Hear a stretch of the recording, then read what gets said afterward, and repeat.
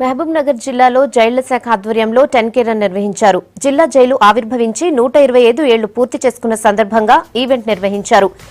MP Jitender Reddy, జైళ్ల శాఖ DG వీకే సింగ్ తో కలిసి మంత్రి లక్ష్మారెడ్డి 10K రన్ ను ప్రారంభించారు.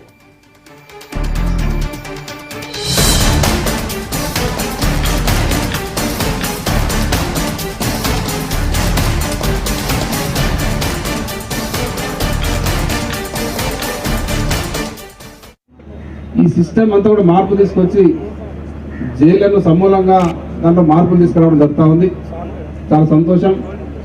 మరి అట్లాగే తెలంగాణ రాష్ట్రాన్ని కూడా ఒక మంచి ముఖ్యమంత్రి వస్తే ఎట్లా ఉంటుందని మనం అనుకుంటున్నామో మరి అదే దిశగా ఒక మంచి ముఖ్యమంత్రి మన కేసీఆర్ గారు దొరకడం, తెలంగాణ రాష్ట్రాన్ని మన అందరం కలిసి సాధించుకునే తెలంగాణ రాష్ట్రం ఒక బంగారు తెలంగాణ దిశగా ముందుకు పోతా ఉంది.